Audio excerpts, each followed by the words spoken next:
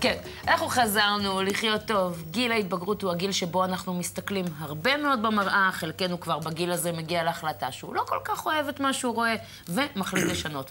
אז האם זה נכון, ובאיזה גיל אפשר להתחיל? איתנו דוקטור חיים קפלן, מומחה לניתוחים פלסטיים, קוסמטיים ומשחזרים. בוקר טוב. בוקר אור. באמת השאלה הראשונה, הרבה לפני שנדבר על איזה ניתוחים אפשר לעשות בגיל ההתבגרות, זה האם זה נכון, בגיל כזה מעורער, לעשות החלטה לגבי המראה החיצוני שלנו? שהיא לא הפיכה בהרבה מקרים. בחלק גדול מהמקרים היא הפיכה, אבל תראי, זה הגיל שצריך את זה. זה הגיל שבו אנשים רוצים את השינוי. זה הגיל שבו אתה מבלה מול המראה, מסתכל, אם אני הייתי ככה, אם היה לי אף ככה, אם השדיים שלי היו קצת יותר גדולים, הייתי מלך העולם. והם מרגישים צורך רציני מאוד בזה. אני חושב, זה לא צריך להיות גחמה של רגע, זה צריך להיות משהו חשבו עליו הרבה, שדנו איתו עם ההורים שלה, עם חברים, ואז באים למנתח הפלסטי, וביחד צריך להגיע להחלטה אם לעשות את זה או לא. אתה יודע, אם אני אקח, זה פה מדגם מייצג באולפן של נגיד 10 אנשים שכרגע נמצאים, ונשאל את כולם, איך נראיתם בגיל ההתבגרות? כולם כמעט יגידו גרוע. כלומר, ברטרוספקטיבה, נראינו פחות טוב מאשר היום. זה גיל כזה ששום דבר לא מאוזן ככה, אתה יודע. נכון, זה תחילת גיל ההתבגרות, אבל לקראת סוף גיל ההתבגרות, אנחנו מדברים על ניתוחים לקראת סוף גיל ההתבגרות.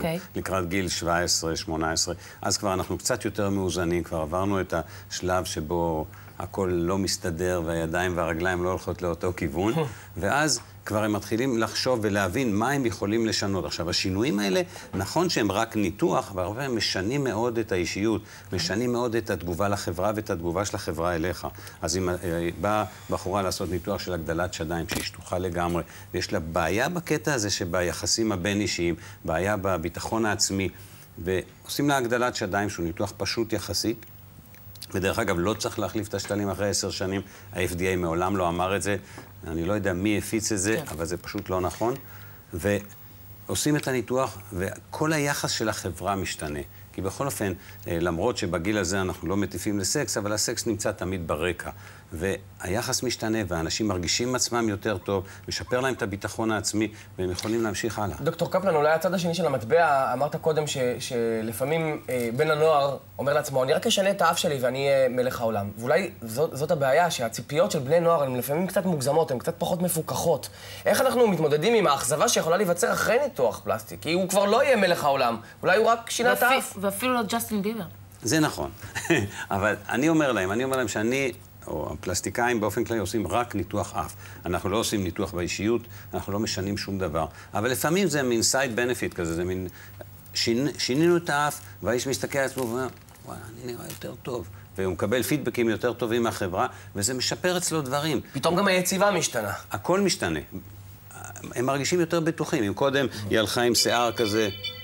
עם שיער שמסתיר את האף וכל מיני כאלה דברים, והיו מדברים עם היד על הפנים כדי להסתיר. פתאום עכשיו הם פתוחים, מדברים עם החברה, יוצרים קשר יותר טוב, הדברים משתפרים. עוד ניתוח מאוד נפוץ אצל בנים דווקא, בסוף גיל ההתבגרות הוא הקטנת שדיים אצל בנים. נכון. אז אולי נראה תמונות שיעבירו לנו את ממדי הבעיה.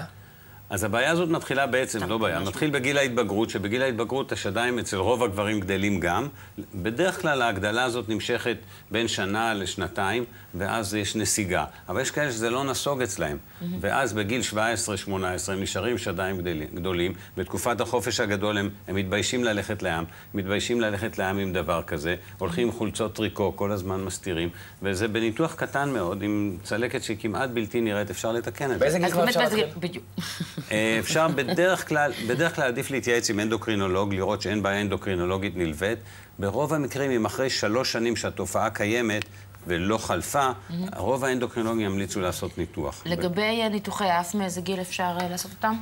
ניתוחי אף בנשים, בבנות, אפשר לעשות בערך 2-3 אחרי שהתחיל מחזור וסת מסודר, כי האף כבר לא ישתנה הרבה יותר. בגברים מעדיפים לחכות עד גיל 17, משהו כזה, כי האף עדיין משתנה אצל גברים קצת יותר מאוחר. אפשר לעשות גם יותר מוקדם, אפשר גם לילדה בת 12 לעשות ניתוח אף, אם זאת בעיה פסיכולוגית קשה מאוד, ויש שם תמיכה של פסיכולוג מטפל וניתוח כזה, אבל צריך לדעת שהאף עלול להשתנות בהמשך. אוקיי, לקחת את זה בחשבון. דוקטור קפלן, תודה רבה. תודה רבה לכם. מחשבה להורים ולבני הנוער.